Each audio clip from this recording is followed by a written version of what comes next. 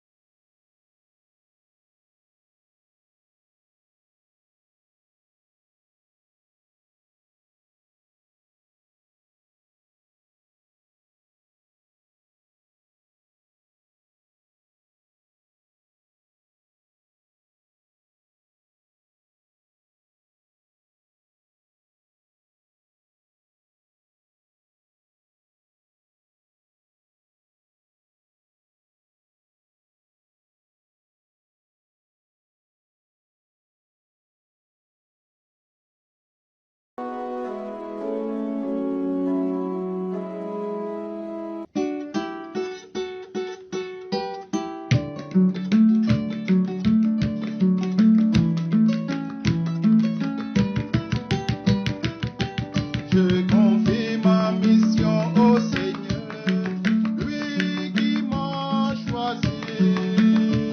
En lui je mets ma confiance, sûr qu'il agira.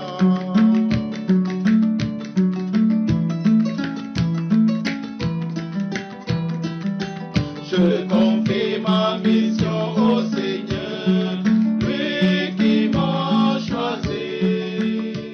Être sur terre le cœur de Dieu. Être sur terre le cœur de Dieu. Être sur terre le cœur de Dieu. Voilà ce qui inspire et stimule tout.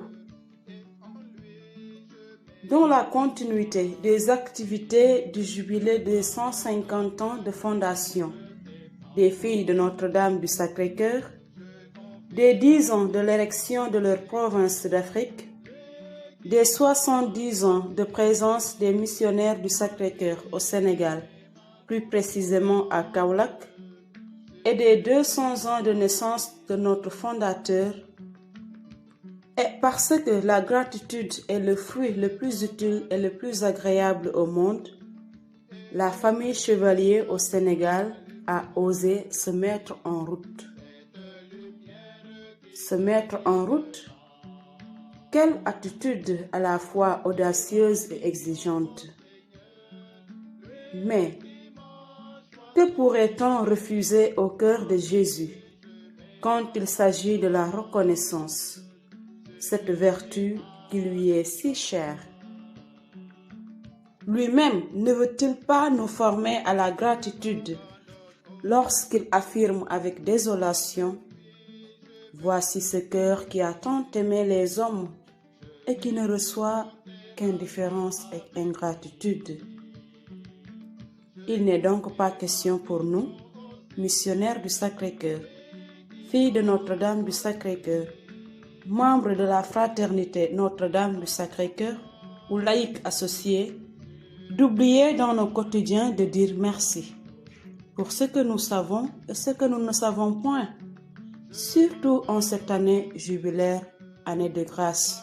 Voilà donc l'esprit qui a guidé nos pas, des montagnes de Kédougou à Gandiaye, passant par Tambacounda, Kaffrine, Kaolack, Djebel, Guinguinéo, Ndofane, Foundiougne, Marlodj et Sibassor.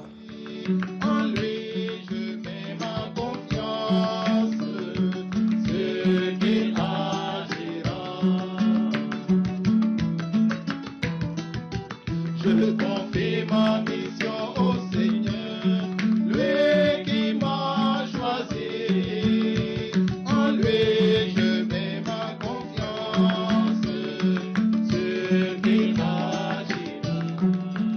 En réalité, nous avons entamé cette démarche de foi par la prière des Vêpres à 18h30 en la cathédrale Saint-Théophile de Kaolack, où nous avons accueilli la bénédiction d'envoi des mains du vicaire général Abbé Raphaël Ndiaye, dont l'ampleur des paroles a été un attrait pour toute la famille en pèlerinage.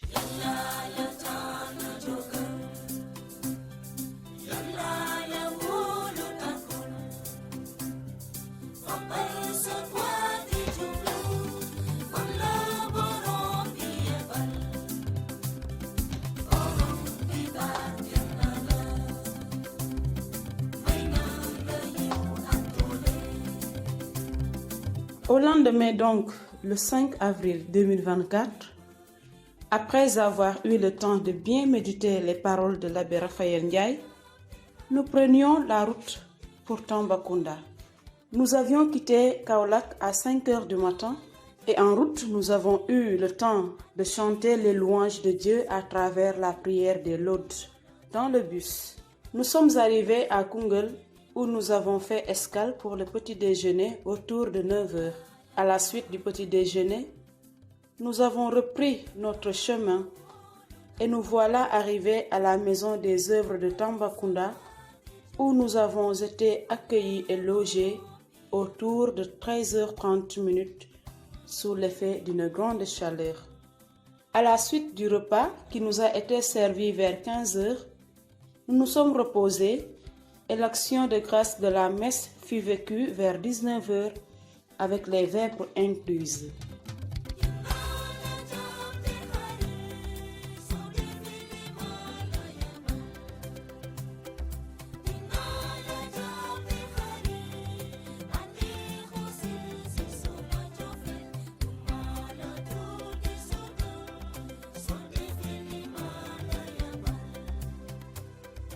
Le lendemain, 6 avril, toujours à 5 heures du matin, nous nous sommes mis en route pour Kédougou.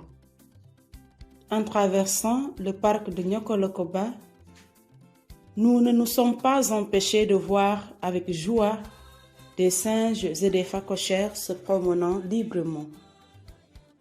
Quel plaisir!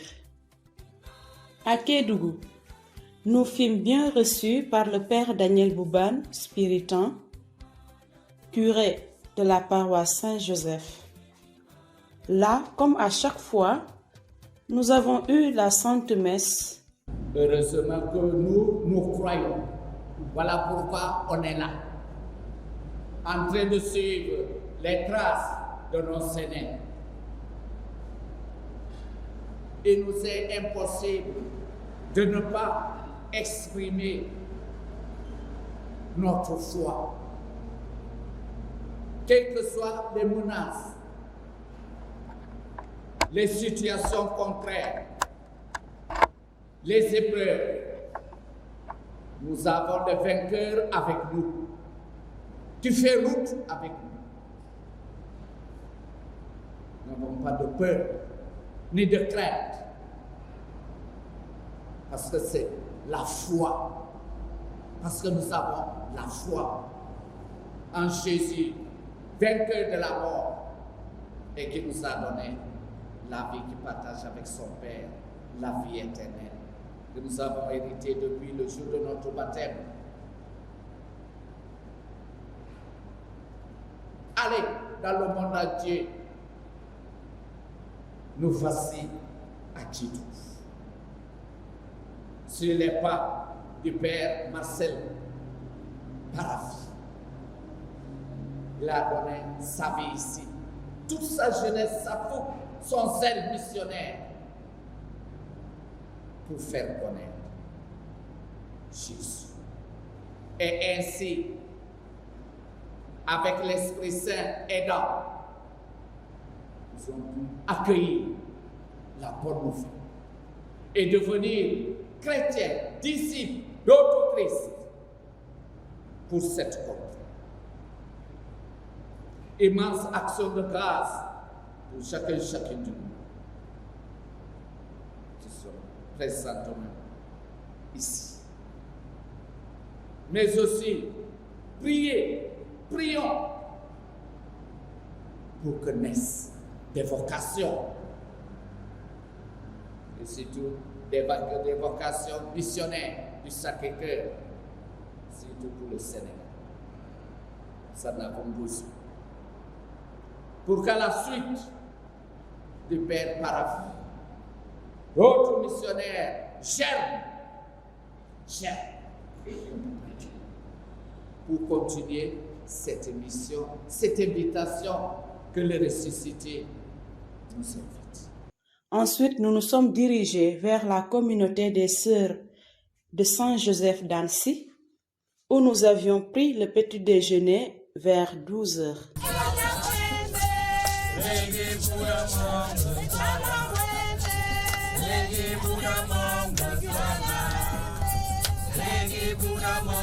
Faut-il mourir sans jamais voir les cascades de Kédougou?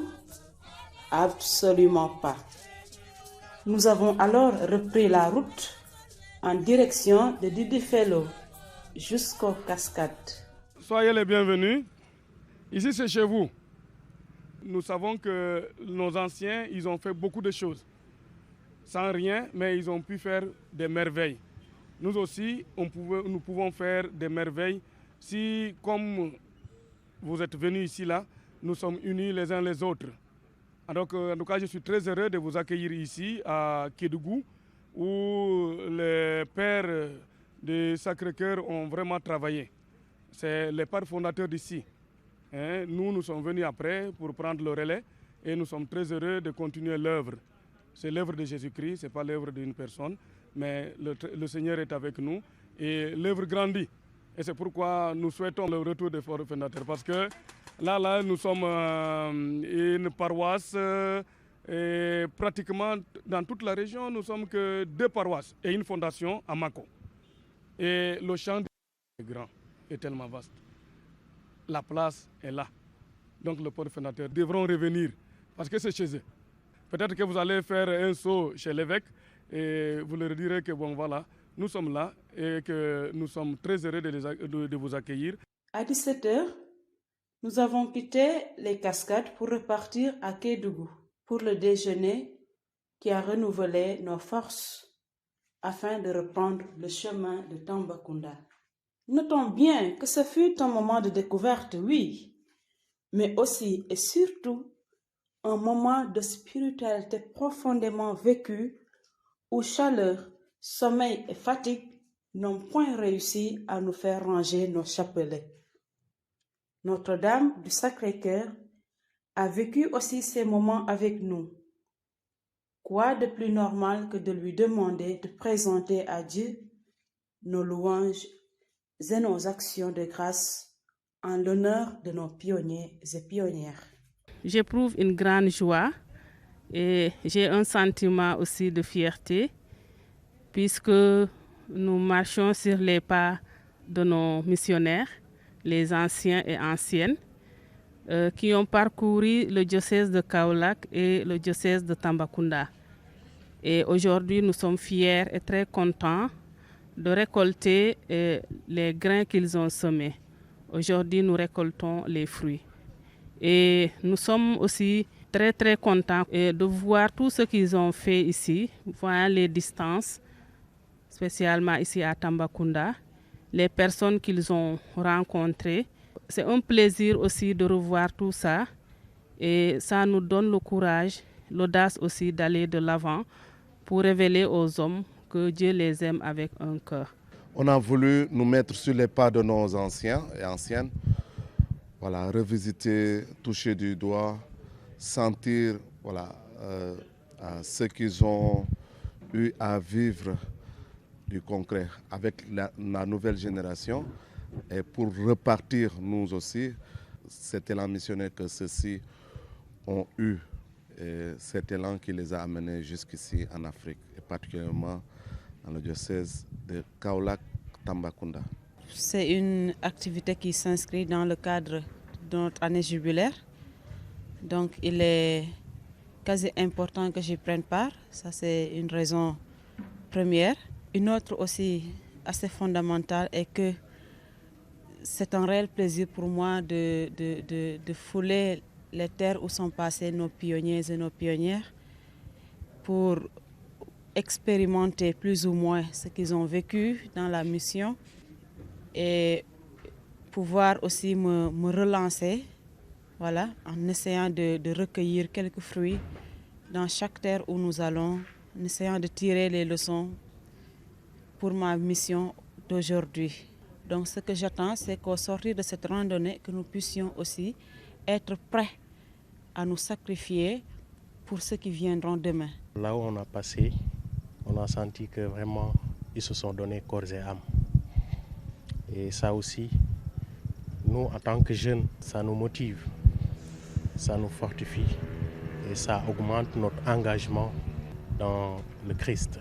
D'abord, je dois saluer l'initiative et dire que c'est une bonne chose de marcher toujours sur les pas des anciens, parce que ça permet à la fois de se ressourcer et de pouvoir comprendre pourquoi on s'est engagé sur un chemin spirituel et surtout comprendre les raisons pour lesquelles, quand on a intégré en tant que religieux ou en tant que laïc les différentes entités qui composent l'Église, c'est bien toujours de comprendre pourquoi on en est arrivé là, de connaître l'historique, l'histoire de ceux qui ont fondé les différentes congrégations, l'histoire de ceux qui ont mis en place l'Église au Sénégal. C'est toujours intéressant de le savoir pour pouvoir s'orienter et aussi pouvoir éclairer peut-être les générations à venir, parce que l'un des rôles de l'histoire, c'est de transmettre tout le temps les différentes connaissances aux générations à venir. Le dimanche 7 avril, nous avons pris part à la célébration eucharistique présidée par le Père Georges Diabon, missionnaire du Sacré-Cœur, en la cathédrale Marie-Reine de l'Univers de Tambacounda à 9h. Oui, le Christ ressuscité se manifeste à ses disciples. Et quand il se manifeste à eux, il leur donne la grâce du Saint-Esprit. Et il leur investit d'une mission. Allez alors répandre dans le monde cet amour que vous avez reçu par le don de l'Esprit. La paix soit avec vous. Leur cœur qui n'avait pas de paix, leur cœur qui était rempli de crainte et de tremblement, Jésus vient alors leur donner la tranquillité. Vous savez, la paix, c'est quelque chose de très important, non, pour la vie humaine.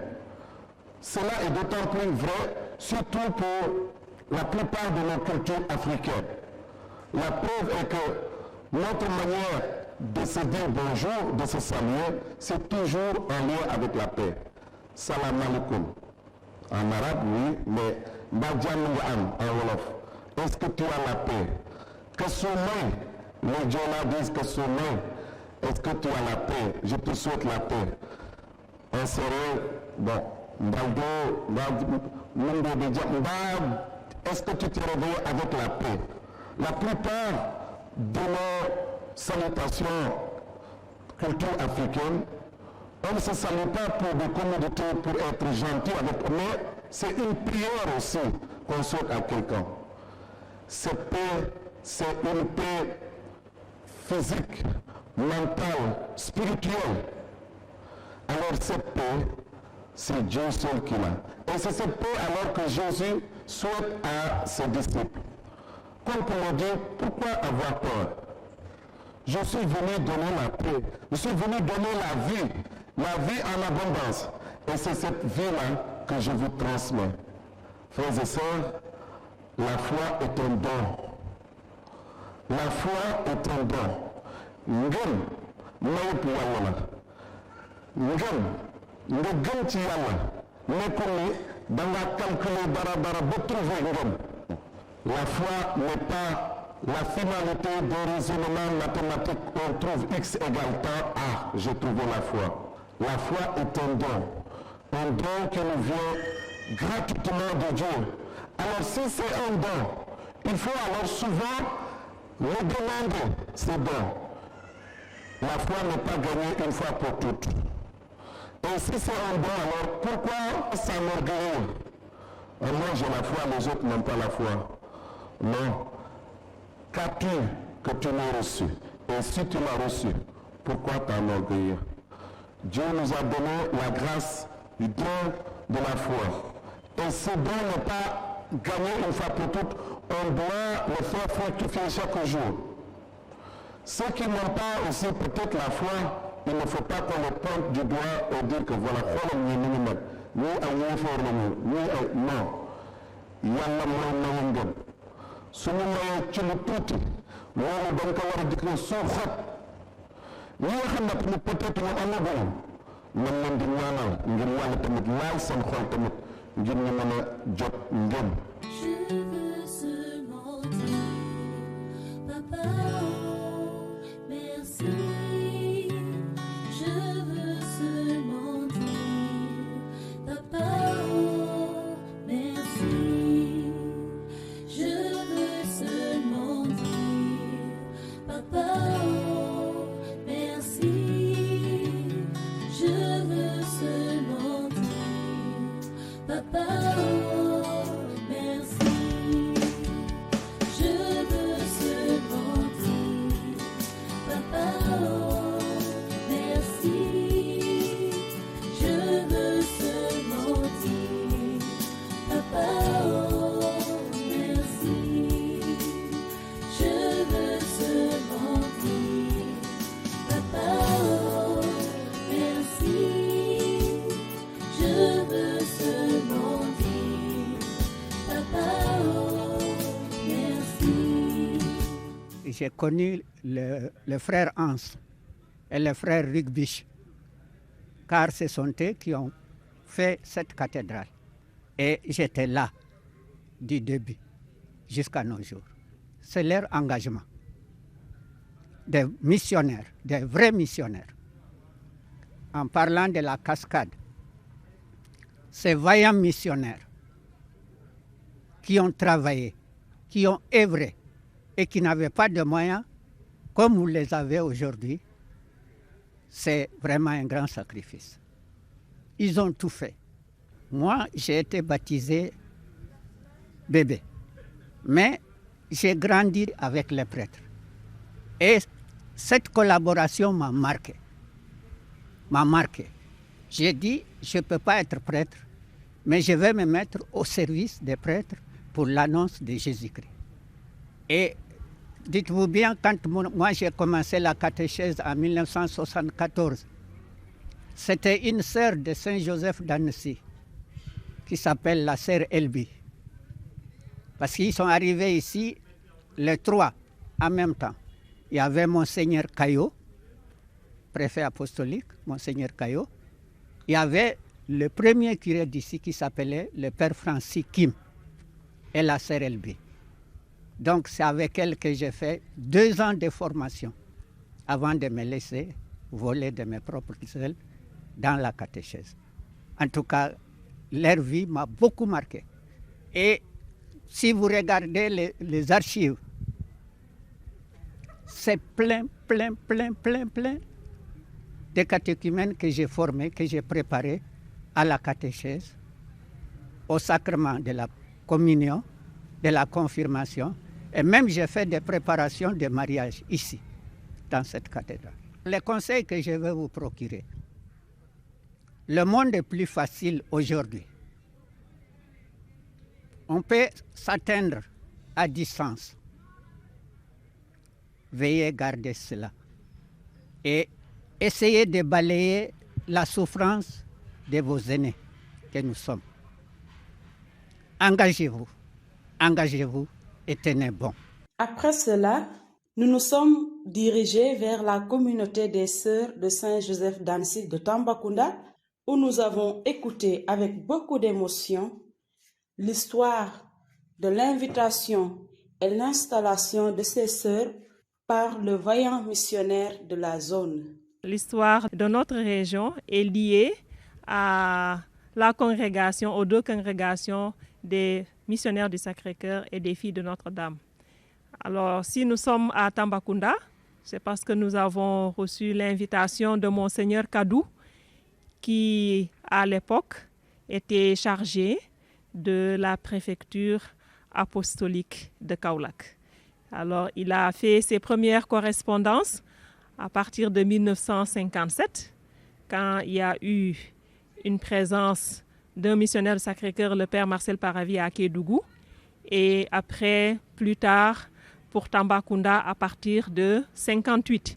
Et c'est seulement en 1960 que les sœurs de Saint-Joseph d'Annecy sont arrivées à Tambacounda, avec un bref séjour de 3 jours chez les filles de Notre-Dame du Sacré-Cœur à Kaolack, en quittant Dakar, bien sûr en arrivant par bateau, et puis en arrivant à Kaolack pour s'imprégner de la réalité de la mission avant de venir à Tambacounda le 6 octobre 1960. Avant que les sœurs ne viennent ici, le père Kadou, à l'époque, qui n'était pas encore préfet apostolique, était venu en prospection et puis a trouvé un terrain en bas de là où nous sommes. Nous sommes un peu en hauteur ici, dans la, on va dire la vallée, dans la plaine. Et c'est en 1957 qu'il a mis les piquets donc de ce terrain de 300 mètres sur 100 mètres.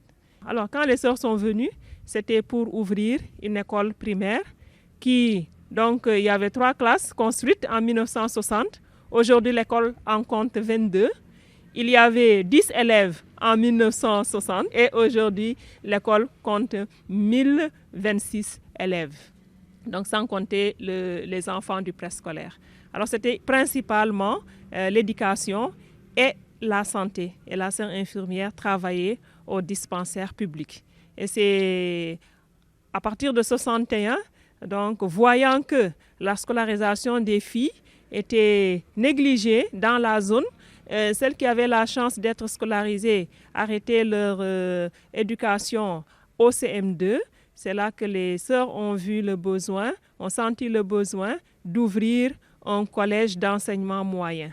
Et le bâtiment qui est juste derrière moi est le premier collège d'enseignement moyen de donc, tout le Sénégal oriental qui regroupait à l'époque les régions administratives de Tambacounda et de Kédougou aujourd'hui. Je suis venue ici au Sénégal en décembre 80. Je suis allée assez vite à Kédougou en avril 81. Et je trouvais la mission de Kédougou avec le père Spiritain et aussi il avait une communauté de sœurs spiritaines. Donc assez vite aussi, je commençais à travailler dans le village. Par exemple, le tournée avec les infirmières. Cela veut dire que la sœur infirmière parcourt les villages et donne les soins. Et cette mission existe jusqu'à aujourd'hui. La sœur infirmière continue de parcourir 18 villages. Ça correspond à 1076 km par mois parcourus. Et elle va à ces 18 villages et elle va de village en village pour donner les soins de santé. Nous ne sommes plus à l'école qui est devenue aujourd'hui l'école Marcel Paravi et nous sommes fiers et nous sommes contentes aussi en reconnaissance de ce grand missionnaire qui allait dans les villages et remplissait sa jeep d'enfants en âge scolaire et puis qui les amenait à Kédougou chez les sœurs, à l'internat et puis à l'école primaire, que ce soit au mois d'octobre ou bien que ce soit au mois d'avril, à n'importe quel moment de l'année, quand il passait dans un village et qu'il trouvait un enfant en âge d'être scolarisé, il l'amenait à Kédougou. Mais maintenant, Kédougou a développé totalement autrement.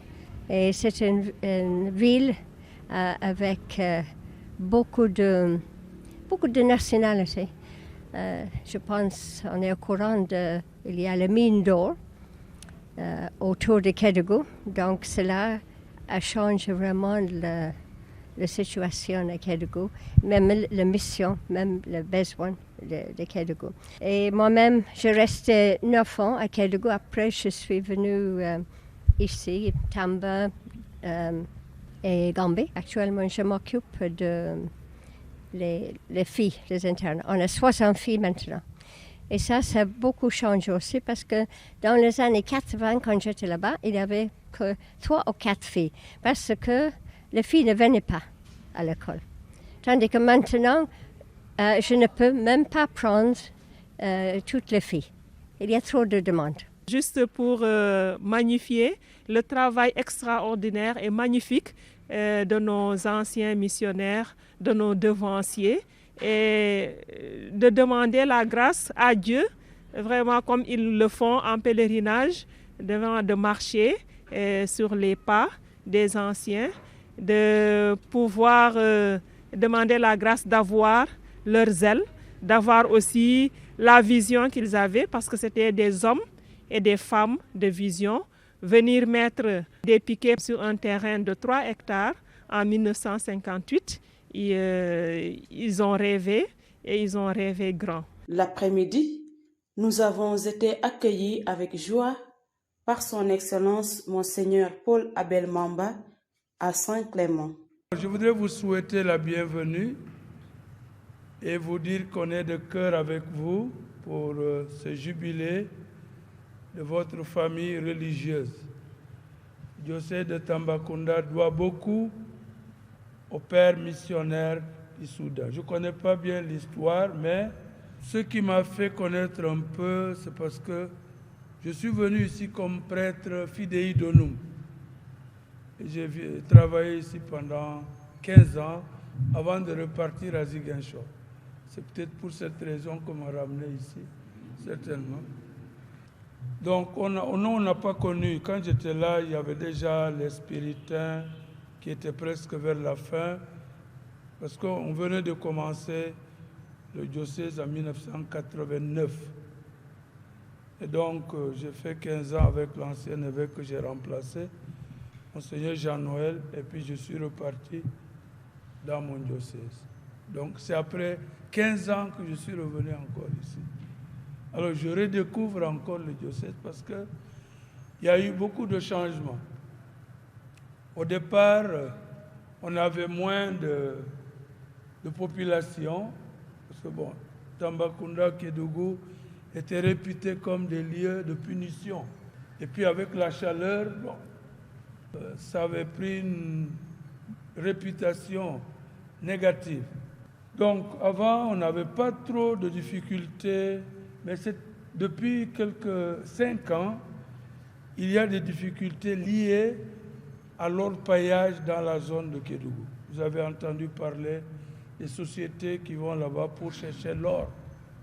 Alors, ça a attiré également aussi des populations, ce qui fait que, au niveau de Kédougou, la zone de Kédougou, on a toutes les populations des pays limitrophes, sinon même plus. Ce qui a compliqué socialement le secteur là-bas. Et donc, nous travaillons pour que vraiment l'Église puisse se rapprocher un peu de ces communautés nouvelles-là qui sont dans le secteur. Et peut-être même dans un avenir plus ou moins lointain, de faire vraiment de Kédougou un nouveau diocèse. Parce que les populations augmentent de manière vertigineuse et si l'Église n'est pas là aussi, ils vont carrément exclure l'Église de tous ces milieux-là. J'ai eu la chance également de connaître un peu votre famille parce que je suis allé à Issoudun. J'étais encore jeune prêtre, je suis allé et à l'occasion d'un pèlerinage, on a été à Issoudun. Et après, quand j'étais avec de Ziguinchor, on a des prêtres qui sont dans le diocèse.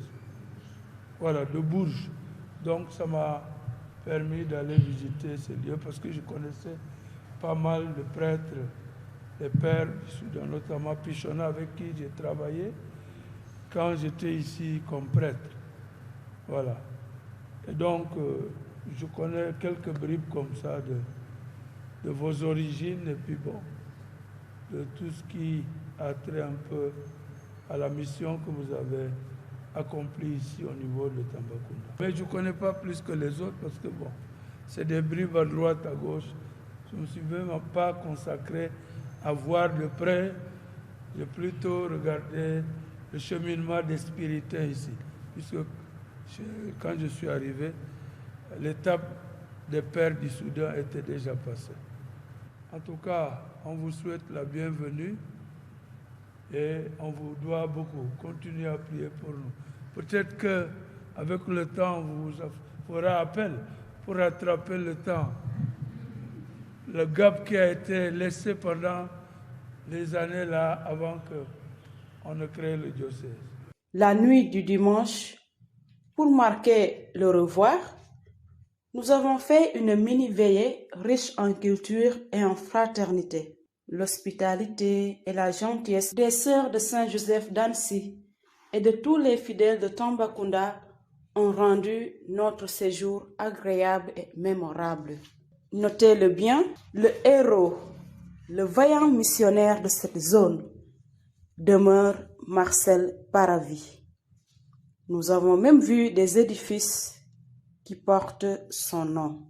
Le 8 avril 2024 a été marqué par le retour à 5 heures du matin vers Kaffrine d'abord, où nous avons célébré la Sainte Messe et pris le petit déjeuner et écouté l'histoire de cette mission qui nous a été parfaitement relatée par les sœurs Marie-Thérèse et Angèle, filles du Christ roi. Moi, je suis arrivée en 81, mais mes sœurs sont arrivées en 79. Et la sœur André était déjà seule. On ne sait pas quel était le motif, mais elle était une femme magnifique. On était très unis. Vraiment, elle m'a beaucoup aidé avec les Français, parce que je suis espagnole. Et puis, en 99, l'école était fermée. Nous l'avons trouvée fermée. Elle avait ouvert ses portes, mais on l'a fermée par manque d'effectifs. Après, en 79, nous avons voulu ouvrir, mais Monseigneur Sarr a dit il faut attendre. En 83, c'est sœur Angèle qui est venue, une italienne, et dit Monseigneur, c'est mieux qu'on ouvre, on va essayer de faire. On a ouvert. Mais en 79, on a ouvert déjà les jardins. Puisque les jardins, la sœur nous l'a passé, mais c'est elle qui le gérait à ce moment-là, sœur André, paix à son âme. Et puis, en 81, quand je suis arrivée, on a parlé encore d'ouvrir l'école et on nous a permis seulement en 83. On a ouvert 2 classes seulement. C'était ça seulement. La dernière classe, c'était une salle pour une aide qui avait Sœur André, quelqu'un qui travaillait avec elle. Après Sœur André, le passage de service a été magnifique. Pourquoi? Parce que nous n'avions pas une personne prête pour prendre l'infirmerie. Alors, elle a duré jusqu'à 83 pour nous attendre. Parce que la sœur Laurence devait se préparer. La sœur Luna, que vous avez connue quelques-unes, elle avait une volonté en faire, mais elle n'avait pas ses études. Alors, elle ne pouvait pas se faire prendre en charge l'école, le dispensaire. Elle allait un jour à Boulel, un jour à Bondier, un jour à Sikilo, un jour à Godiba et un jour ici. Elle parcourait tout. Alors, il y avait beaucoup de malades. Il y avait des temps qu'il y avait plus de 100 malades parce qu'on ne disait jamais non à qui venait. Après, ici, je ne connais que ça. Je connais les frères Robert, un frère magnifique, et puis on connaissait tous les frères parce qu'on partait presque toutes les semaines, 1 ou 2 fois à Kaolack. Après, petit à petit, la sœur André a passé le dispensaire parce que sœur Laurence est arrivée avec son diplôme, pas avec son expérience, mais grâce à Dieu, la sœur Luna était déjà un peu expérimentée. Je lui ai dit un jour, mais comment tu fais pour soigner? Parce qu'elle soignait magnifiquement bien. Et j'ai dit, Marie-Thérèse, je n'arrive jamais avec un médicament pour un malade sans dire, Seigneur, dis-moi ce que je dois lui donner. Parce qu'elle n'avait pas l'expérience, elle n'avait pas les études, elle n'avait rien, la pauvre. D'accord? Alors c'est ça que je peux vous dire. Après, l'école a commencé en 83, mais la sœur était déjà partie. Alors c'est nous qui avons continué et on a fait les 6 classes là. Les 6 classes là. La salle de la fin, la dernière, que Sœur Angèle peut-être ne le sait pas, on a transformé en classe et on a continué avec ces classes-là. Quand je suis venue en 86 ou 7, 8, ici, à Kaffrine, il y avait déjà 600 élèves. On n'a fait que monter. Mais c'est vrai qu'on avait ouvert en pensant aux enfants de la brousse, parce qu'il n'y avait pas de classe. Non? Alors, on avait plein d'enfants de la brousse et aussi on avait ouvert un foyer aussi pour les enfants de la brousse. À ce moment-là, les Kaffrine étaient pauvres. Nous avons tout de suite repris la route pour Kaolack, où nous devrions prendre le déjeuner. Sur ce trajet entre Kaffrine et Kaolack, un terrible accident a eu lieu. Un bus qui a quitté Tambacounda et une moto Jakarta sur laquelle était un jeune homme avec sa sœur portant son enfant au dos. L'enfant est malheureusement décédé sur le coup et les frères gravement blessés. Les frères et les sœurs pèlerins de la famille Chevalier n'ont pas hésité à descendre de leur bus pour compatir à la douleur de tous les passagers. Le cœur de Jésus ne se laisse-t-il pas émouvoir devant la misère des hommes? Puisse-t-il accueillir les âmes des défunts dans sa grande miséricorde et accorder une parfaite guérison aux blessés. Amen. Arrivés à Kaolack autour de 13h et quelques minutes, nous avons partagé le repas avant de reprendre la route pour Guinguinéo, où nous avons été accueillis par les abbés Hyacinthe Malou, curé de la paroisse, et son vicaire François Diouf, en compagnie des sœurs de la Sainte Famille, puis de quelques anciens et membres du conseil pastoral paroissial ayant vécu avec le héros de la zone, le père Marcel Pichonna. Pichonna était là que le week-end et les messes. Il vient le samedi, il passe la nuit, il dit les messes, le dimanche après la messe, il retourne à Kaolack. Toute la semaine, il n'y a pas de prêtre, à moins qu'il y ait une urgence. Il était là, étant chancelier, étant aussi dans d'autres responsabilités, ainsi de suite, ainsi de suite, ainsi de suite. C'est seulement à l'arrivée de l'abbé Boniface Ngom qu'il y a eu une présence de prêtres à Guinguinéo. Ça, c'est aussi un autre élément qui est important dans le sens de la pastorale. Merci d'être venus ici. Nous sommes enchantés de vous voir tous ici, la nouvelle semence. Que ça pousse bien, que ça germe bien, que le Seigneur vous guide. Le Père Pichonna a fait beaucoup pour Guinguinéo. Il m'a beaucoup formé dans la liturgie, alors je lisais le Wolof. Il m'a écrit aussi le Wolof parce qu'il écrivait très bien, Père Pichonna. Ouais. Il m'a tout traduit, les textes en français, il a traduit en Wolof, il a écrit. Ça est là avec moi jusqu'à nos jours. Il était sympa vraiment, très bien même. Moi j'ai trouvé ici le Père Karl et celui qui a relevé le Père Pichonna. Avec lui, nous avons lutté pour avoir cette parcelle. C'est lui qui a tout fait pour la construction. Il a vraiment pensé à nous. On était peu ici. On ne comptait que 150 comme ça infidèles. On n'était pas beaucoup. Mais il a beaucoup pensé à nous quand même. Et il a beaucoup fait aussi pour nous. Mais la lumière phare de la mission de Guinguinéo, c'est l'école. L'école a été créée par le Père Pichonna en 1959. Le Père Pichonna soutenait l'école tout le temps. On organisait des kermesses avec la paroisse. C'est lui qui donnait tous les lots. Il allait à Dakar chercher tous les lots.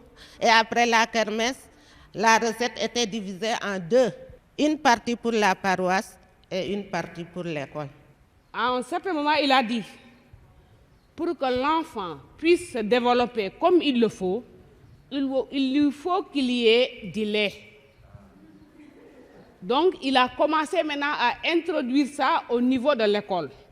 Et c'est ça ce qui a fait qu'il y avait beaucoup d'élèves, on recrutait beaucoup d'élèves à cause de cela. Parce qu'à chaque matin, on préparait le lait. Il y avait beaucoup de gobelets à donner. Ils nous avaient donné des barils pour pouvoir maintenant préparer le lait. À partir de 10h, on préparait le lait et on distribuait tout ça aux enfants. Une fois rentrés, ils disent qu'on n'a pas faim. Pourquoi? Parce qu'avec le père, donc on a bien mangé, on a bien. Donc c'était ça. Et finalement, avec la directrice Agathe, j'avais proposé à ce que, au lieu de donner à chaque fois du lait, on va essayer maintenant de pouvoir donner le lait caillé. Et avec le lait caillé là, on allait au marché, on achetait un sachet de lait caillé.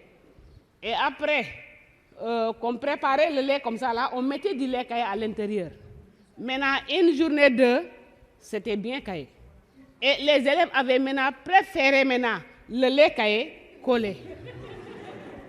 Vous voyez? Donc vraiment, ils buvaient. Et à chaque fois, une fois, on est allé en sortie. Donc on a préparé ce lait caillé là. On est allé en sortie, on a préparé le repas. Maintenant, arrivé là-bas, ils ont bien mangé et ils ont pris comme dessert le lait caillé. Et les sœurs qui avaient un dispensaire, les malades refusaient d'aller au dispensaire et ils venaient chez les sœurs. Là, c'est une lampe qui a éclairé la paroisse de Guéminéo. Il y a des cadres sénégalais au Sérère aujourd'hui, Sin et Saloum. C'est grâce à lui. J'ai travaillé un peu avec le père Pichonna en tant qu'enseignante. Après, je suis devenue directrice de l'école. Quelqu'un m'a dit une fois qu'il a fait 200 km dans Kaolack et entre le mois de septembre et le mois d'octobre. Vous savez ce qu'il faisait? C'était pour caser les élèves qui avaient l'entrée en 6e, qu'on affectait à Kaolack et qui n'avaient pas de tuteur. Il vient chez vous, il vous dit, ah, Yacine, il y a des enfants qui viennent, ils n'ont pas où aller. Tu peux prendre combien? De quel sexe? De quel niveau? Parce que même quand tu prends les enfants, chez toi, ils doivent être utiles quelque part avec si vous avez de petits-enfants pour l'encadrement. Parce qu'en ce moment, des gens travaillent, mais ils n'avaient pas des très poussés. Ils n'avaient même pas de temps. Donc c'est les élèves là qui rendaient la monnaie de la pièce de ceux qui les accueillaient. Et il y en a beaucoup aujourd'hui, ils ont réussi à cause de ça.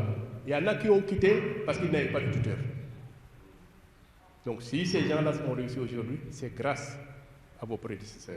Qui nous ont formés, comme le père Pichonna, le père Lebec, le père Forêt et d'autres missionnaires qui nous ont formés à devenir aussi des missionnaires. Nous sommes des prêtres diocésains, mais c'est eux qui nous ont formés. Après nous sommes devenus les anciens du diocèse de Kaolack maintenant et nous formons aussi nos jeunes frères. Quand j'ai été ordonné prêtre, le diocèse de Kaolack avait seulement 8 prêtres diocésains. Maintenant, nous sommes 45. Et grâce aux missionnaires du Sacré-Cœur qui nous ont formés. Donc, les prêtres et les sœurs.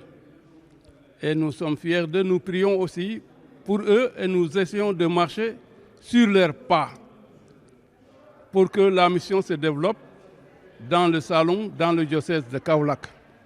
Merci en tout cas pour tout ce qu'ils ont fait pour que nous puissions prendre le relais, que nous puissions vraiment reprendre le flambeau de la mission.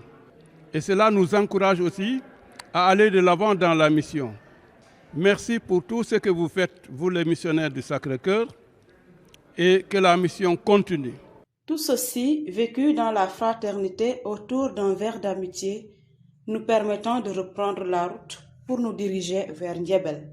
Là, à Ndiébel, nous sommes reçus par une forte délégation dans l'église paroissiale où nous avons accueilli avec beaucoup d'émotion les vibrants témoignages des anciens et de l'équipe pastorale sur le travail héroïque qu'ont abattu nos pionniers de la zone. Vous êtes en train de faire une randonnée et moi, depuis que je suis né, je n'ai connu presque les missionnaires du Sacré-Cœur jusqu'au moment où j'allais au grand séminaire. Je sors du grand séminaire, je vais en stage, ces gens missionnaires du Sacré-Cœur, le Père Talman. Je quitte là-bas, je viens dans une paroisse, ma première paroisse fondée par des missionnaires du Sacré-Cœur, Ndiébel.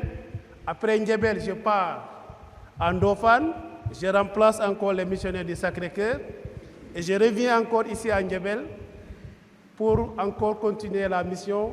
C'est les missionnaires du Sacré-Cœur, dans une paroisse fondée, en tout cas par les missionnaires du Sacré-Cœur. Ça, c'est ma petite histoire. Et bon, vraiment, des témoignages, je n'en ferai peut-être pas. Parce que si vous allez à Marlotte, les gens vous parleront de long en large du Père Talman. Mais moi, je ne peux pas le remercier assez. Parce que je peux dire que ce que je suis aujourd'hui, c'est grâce à lui. C'est vraiment grâce au Père Talman. Et à un moment donné, vous savez, une île, c'est quoi? L'insulaire, ce n'est pas quelqu'un qui a tendance à sortir, qui connaît beaucoup.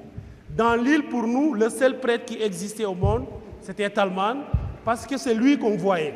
On ne voyait pas d'autres. Et comme enfant, cela nous a marqués. La paroisse est assez vivante, il y a beaucoup de choses à faire. Et on est très content d'avoir hérité ça des missionnaires du Sacré-Cœur. Ce n'est pas évident. Et si on vous rappelle un peu l'histoire, les moyens ne suivaient pas déjà, mais ils ont tout fait pour instaurer et installer des communautés chrétiennes vivantes et vaillantes. Et quand les vieux te racontent comment les choses se passaient en leur temps, mais on se dit qu'on n'a pas le droit de faire moins. Je suis un des doyens de la mission. Comme il vient de le dire, c'est le feu Joseph Père Forêt qui nous venait de Gandiaï dans les années 1957. Il venait de Gandiaï avec, on disait, un tombeau-mort. En ce temps-là, il avait la chance, parce qu'il avait débuté à Morolan. C'est pourquoi il comprenait tellement le Wolof. Il n'avait pas de problème. Et arrivé ici aussi, il a pu continuer avec les Sérères. Quand il était venu ici, en ce temps-là, il n'y avait même pas une école publique. Il avait commencé par installer des écoles de brousse. Le Père Forêt a initié des écoles de brousse. Une fois admis dans ces écoles de brousse, ils venaient faire ici le C1. Le C1, ils terminaient ici leur cycle. Après le cycle, maintenant, ils s'en vont maintenant faire des études secondaires. Donc il y avait des adultes cours de soir. Les catéchistes venaient, ils apprenaient ici. Voilà. Le feu Père Forêt, vraiment, il a fondé ici beaucoup de paroisses. Gandiaï, Sibassor, Gossas. Et par la suite, que l'école a été reconnue. Émile était parmi, je ne sais pas, la première ou la deuxième ou la troisième promotion de cette école. Il fait partie de la première promotion lorsqu'on a instauré l'école de Djebel Saint-Joseph. La première promotion de 1966. Là, nous étions encadrés par le Père Forêt. L'école, en tant que telle, était ici, initiée par lui-même. Il y avait maintenant 3 classes. Il y avait le C1, le CE2, le CM1 et le CM2.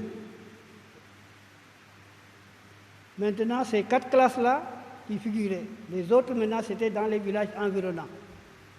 En grosso modo, quand l'école est installée ici, il a installé aussi l'internat où j'étais devenu maître d'internat et ma femme était la cuisinière. Mais c'est par la suite que les paroissiens sont venus. Le premier était Abbé Léondour. Lui aussi, il avait suivi le même pas que Père Forêt. Père Forêt avait ici une chambre qu'on le dénominait presbytère. De là aussi, les sœurs, toujours de Sacré-Cœur, venaient aussi par week-end ou un jour de mercredi pour faire les visites et les malades qui venaient. Il y avait à Kungkung, il y avait au CEB de Toukar, il y avait le CEB encore de de Sambam. Là aussi, il y avait seulement 2 familles. Mais la sœur venait là-bas pour les soigner. L'école aussi, le premier directeur, il s'appelait Augustin John. Après Augustin John vient la sœur Marie-Gisèle Farou. La sœur Marie-Gisèle Farou, lorsqu'on était enfant ici, à l'école Saint-Gertrude-Niébel, moi, je n'étais pas internat, mais j'avais des amis qui étaient à l'internat. Mais on avait beaucoup de faveurs qu'elle ne faisait avec son équipe pédagogique. Quand on sortait durant le déjeuner, c'était la ruée, il y avait tout, pour ne tout dire. Les oranges, les pommes, les bananes et tout. Oui. Donc, merci beaucoup à la sœur Marie-Gisèle Farou. Que Dieu l'accueille dans son paradis éternel. Nous sommes très reconnaissants envers ces missionnaires du Sacré-Cœur. Père Talman, vraiment, que du haut du ciel, qu'il continue de veiller sur cette congrégation qui a tant œuvré ici même dans notre diocèse et ailleurs. En tout cas, soyez vivement remerciés et que le Seigneur continue de bénir votre si belle mission. C'est le jour du Seigneur, c'est le